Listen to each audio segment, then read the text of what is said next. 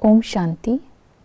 22 मार्च 2024 की साकार मुरली से होमवर्क। आज की मुरली से हम लक्ष्य लेंगे, भविष्य में ऊंच पद पाने के लिए चढ़ती कला का पुरुषार्थ करना है।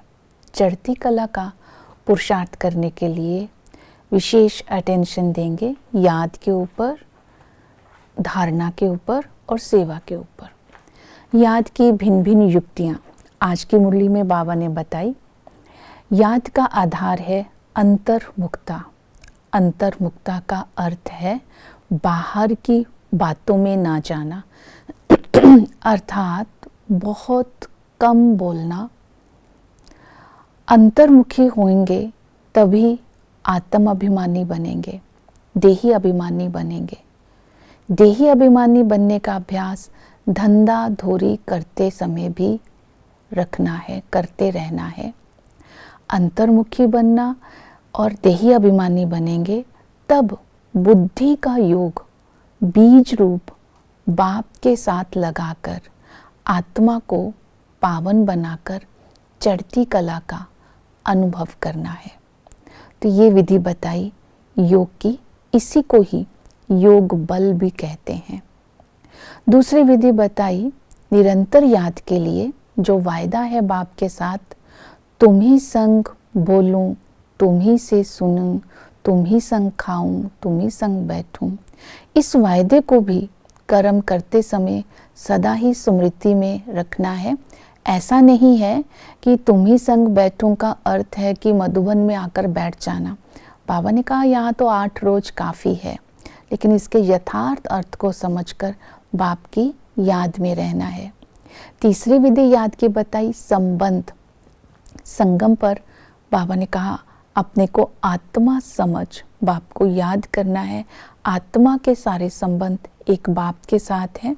बाबा बेहद का वर्षा हमें देते हैं और राजयोग, टीचर बन राजयोग सिखाते हैं, इसलिए नयनहीन को राह दिखाते हैं। हमें 2 क्लासेस कराते हैं, एवर हेल्दी बनने की और एवर वेल्दी बनने की। तो पढ़ाई को कभी भी मिस नहीं करना है, पढ़ाई पर बहुत ध्यान देना है। ब्राह्मणी से और पढ़ाई से कभी रूठना नहीं है। और ये पढ़ाई है ड्रामा के आदि मध्य अंत की, जिससे हम पढ़ करके धनवान बनते हैं। चक्कर की नॉलेज से हम धनवान बनते हैं और सतगुरु हम सबकी सदगति करते हैं। तो इस तरह आत्मा समझ परमात्मा से संबंधों का रस लेते रहना है। नेक्स्ट विधि बताई अमृत वेला। तो बाबा ने कहा अमृत वेले उठ बाप को याद करने से बहुत फायदा होगा। अमृत वेले उठ करके बाबा ने कहा कि जब तुम याद करते हो तो बाप तुम्हें सर्च लाइट देता है। बाबा वैसे भी सर्च लाइट अनन्य बच्चों को देता है जो सर्विस में तत्पर रहते हैं, लेकिन अमृत वेले का समय बहुत अच्छा है। तो बाबा ने इसलिए बोला है सवेरे स्नान, जो मधुबन में होते हैं तो सवेरे स्नान करके एकांत में छत पर चले जाओ और बाप की याद में बैठ जाओ। ये विधि बताई है।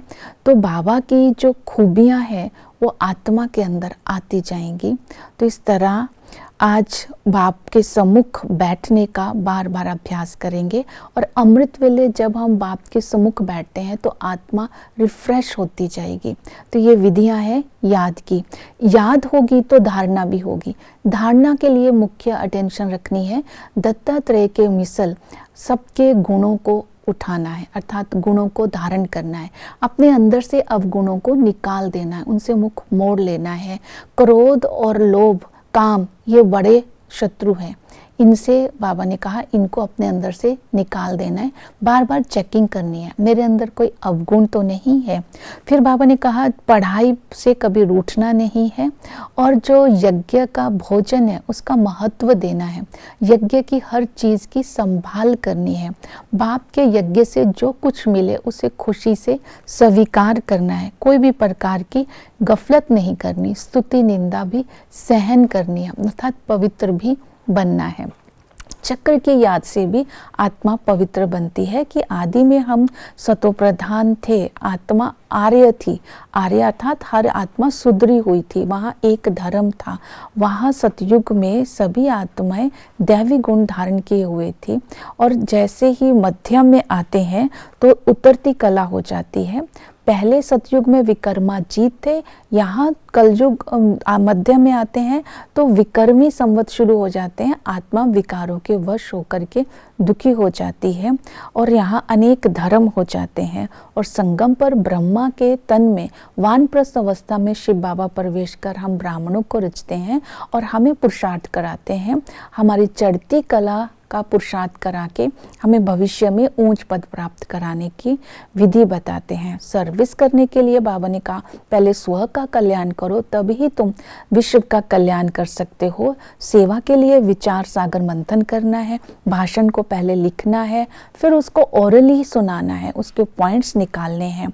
तो बाबा ने कहा भाषण करते समय योग का भी ध्यान रखना है, आत्म अभिमानी हो करके बोलना है, तो चित्रों के ऊपर समझाना है। 6 चित्र काफ़ी है, बाबा ने कहा। इसी तरह लक्ष्मी नारायण और कैसे बने, मुक्ति जीवन मुक्ति कैसे मिलती है, इस पढ़ाई से क्या प्राप्ति होती है, ड्रामा का आदि मध्य अंत का राज समझाना है। तो इस तरह विचार सागर मंथन करके सेवा भी करनी है, तो हमारी चढ़ती कला होगी। ओम शांति।